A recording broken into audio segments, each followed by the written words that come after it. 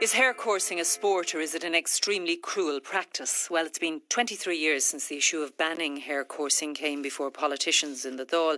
But due to the lottery system, the independent TD Maureen O'Sullivan's private members' bill will be debated this Thursday, with a vote taking place next week.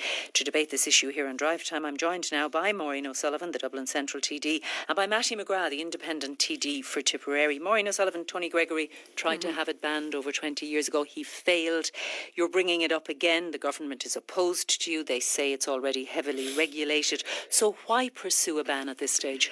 Because it is an extremely cruel and contrived practice, and we have documentary proof of the extent of the injuries to the hares and also at times to the greyhounds. And that cruelty begins when the hares are netted and kept in captivity in a very contrived environment for a number of weeks before they are released into the field and they are being hunted down by greyhounds. And it's totally ironic that our Minister for Arts and Heritage issues those licences. I do not see how this is part of the artistic agenda in this country, and how you can use the word sport to describe this battle between a hare, which is probably around £6 in weight, in the old weight, and a greyhound, which is on average about £60.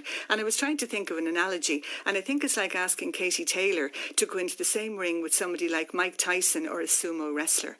We have documentary proof from the rangers, from the National Park and Wildlife Services, of the extent of the injuries to the hares. Just remind us what happens. A lot of people will never have seen hare coursing, perhaps not even have heard of what happens in hare coursing. What happens how are the hares gathered? Well, the Minister for Arts and Heritage issues a licence, and that allows people to go out and gather hares. Now, we do know that there have been breaches of that licence, which I did bring to the Minister's attention, but she continued to issue the licences. Do you mean they trap them in nets? They trap them in nets, and then they're kept in these nets initially, and then they're kept in extremely small spaces in boxes until they are released out into the field.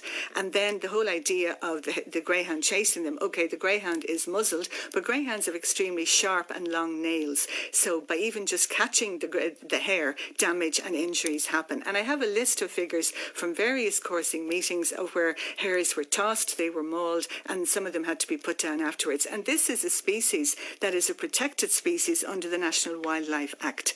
It's incredible that, in a country of great natural beauty, that this is how we treat the hare, which is an iconic animal in our history and in our culture. How many hare coursing meetings do we have every year? There are several in several parts of the country, including one in North Dublin. So this is not, and I want to stress this is not an urban-rural debate. We have cruelty to animals in urban areas, and we have a lot of people in rural Ireland who are passionate about animal welfare. But the big thing I had been hoping for was a free vote.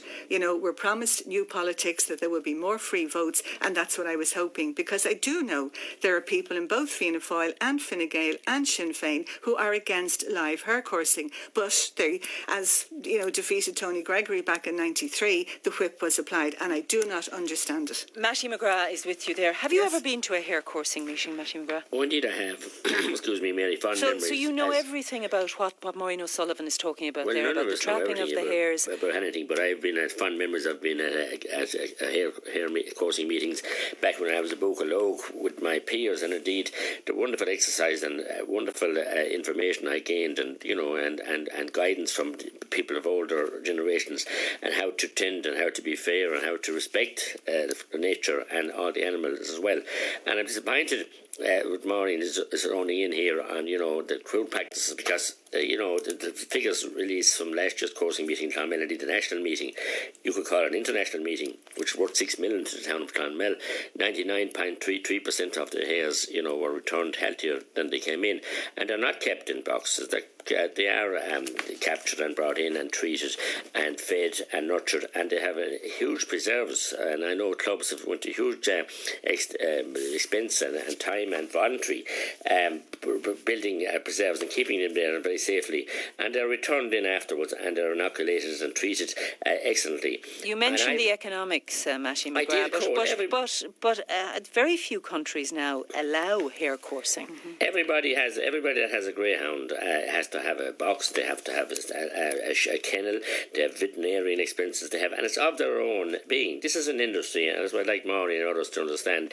This is an industry, especially in rural whole Ireland, and it's of the people, by the people, their own money that they're paying out into it, and creating a sense of industry and creating jobs, and a huge lot of jobs in the industry. And before I go back to Maureen O'Sullivan, just address the issue of animal cruelty. There is no animal cruelty now since the hares have been muzzled, as I said, and it's highly regulated by the ICC and also by the Department of Agriculture and Heritage. The fear to the hare, I suppose, cannot be quantified, but I mean, the next thing they want to stop horse racing. I mean, there's no one, our sheepdogs farming sheep, and I'm a shepherd myself and I have sheep myself, so I mean, I am inviting Maureen and her other people, I have been in the past, to come and visit some of the hare meetings now and see the coursing meetings and see the way it's treated. Let me go back to Maureen briefly. Is that an invitation you take up, or is there any need? There's no need. I've seen it's with great difficulty that some animal welfare people have been able to go into coursing meetings and to film some of the activities, and we have documentary proof from them and also from the National Parks and Wildlife Service about injuries to the hares. And also the economic argument worth 6 million? Well, look, there is an alternative, and that's drag coursing. And it has been proven to be very successful in other countries where there is a ban on live hare coursing. There's only 3 countries in Europe that allow live hare coursing, and we, to our shame, are one of those countries. Along with Spain and Portugal. Matthew McGrath, in 20 seconds. If I could ask Maureen and her colleagues to go and look at where they're driving this underground, or where we have a big problem in Tipperary and in Limerick and places where groups of people are chasing hares with unmuzzled dogs and killing and slaughtering them, and turn their attention to that savage practice where it's really we must leave it there. Matty McGrath, Maureen O'Sullivan, thank you both very much.